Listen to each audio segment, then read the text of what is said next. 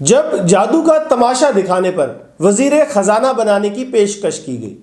یہ حیران کن اور ناقابل یقین کہانی نوک جوک کی ویڈیو میں سنائی جائے گی۔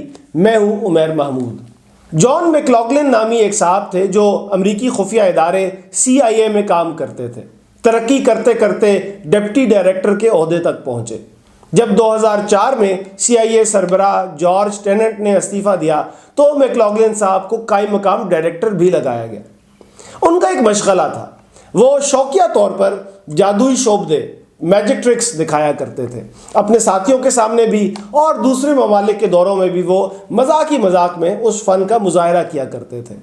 ایک دفعہ روس کے دورے کے دوران ان سے پوچھا گیا کہ CIA کو جو بجٹ ملتا ہے اس میں وہ اپنا گزارا کیسے کرتی ہے، تو میکلاگلن نے اپنے روسی میزبانوں سے 10,000 روبل کا ایک نوٹ مانگا۔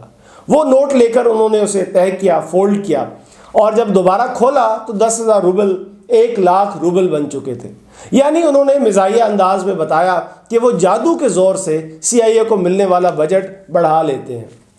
اسی طرح ایک بار ارجنٹائن کے صدر امریکہ کے دورے پر آئے تو میکلاگلن نے ان کے سامنے بھی جادوئی شعبدہ بازی کا مظاہرہ کیا۔ انہوں نے $1 کے نوٹ کو $100 کے نوٹ میں بدل کر دکھایا۔ ارجنٹائن کے صدر کارلوس مینم اتنے متاثر ہوئے کہ اپنے ملک واپس جا کر میکلاگلن کو وزیر خزانہ بننے کی پیشکش کر دی۔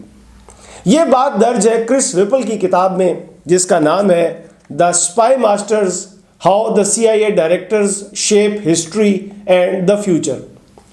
جب میں نے اس کتاب میں یہ بات پڑھی نا کہ ارجنٹائن کے صدر جادوئی شعبدے سے اتنے متاثر ہوئے کہ CIA اہلکار کو وزیر خزانہ بنانے پر تیار ہو گئے تو مجھے اس بات کا یقین نہیں آیا۔ میں نے انٹرنیٹ پر دیگر ذرائع سے اس کی تصدیق کی کوشش کی۔ اس بات کے حوالے تو ملتے ہیں کہ میکلاگلن جادوئی کرتب دکھایا کرتے تھے۔ لاس اینجلس ٹائمز نے لکھا کہ میکلاگلن صرف اپنے انٹیلیجنس تجزیے کے لیے ہی مشہور نہیں بلکہ اپنی میجک ٹرکس کے لیے بھی مشہور ہیں۔ واشنگٹن پوسٹ کی ایک خبر میں لکھا ہے کہ میکلاگلن شعبدہ دکھا کر ساتھیوں سے کہا کرتے تھے کہ جو آپ دیکھتے ہیں اس پر ہمیشہ یقین نہیں کیا جا سکتا۔ یعنی دیگر ذرائع سے اس بات کی تو تصدیق ہوتی ہے کہ میکلاگلن جادو کے کرتب دکھایا کرتے تھے۔ لاس اینجلس ٹائمز نے لکھا کہ وہ امریکی صدر اور دوسرے ممالک سے آئے رہنماؤں کے سامنے بھی کرتب دکھاتے تھے، لیکن یہ کہیں نہیں لکھا کہ انہوں نے ارجنٹائن کے صدر کو جادو کا کرتب دکھایا، $1 کا نوٹ $100 میں بدلا، اور وہ اتنے متاثر ہو گئے کہ CIA میں کام کرنے والے بندے کو اپنے ملک کا وزیر خزانہ بنانے کی پیشکش کر دی۔ تو میں نے مزید چھان بین کے لیے ٹویٹر پر کرس وپل صاحب سے بھی رابطہ کیا اور پوچھا کہ بتائیے یہ معلومات آپ کو کہاں سے ملی ہیں، اس کا ذریعہ بتائیں۔ ٹویٹر پر انہوں نے جواب نہ دیا تو میں نے لنکڈ ان پر بھی انہیں پیغام بھیجا، اس کا بھی کوئی جواب نہ آیا۔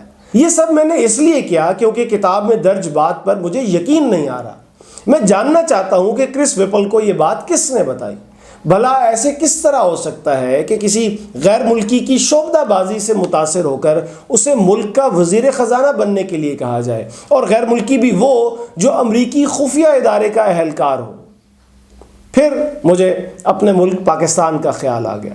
یہاں بھی تو لوگوں نے ایسے ہی دعوے کیے تھے کہ وہ جادو دکھائیں گے اور معیشت ٹھیک کر دیں گے، ڈالر کی قیمت کم کر دیں گے، ملک کے سارے قرضے اتار دیں گے، مہنگائی ختم کر دیں گے، ملک کو ترقی کے راستے پر ڈال دیں گے۔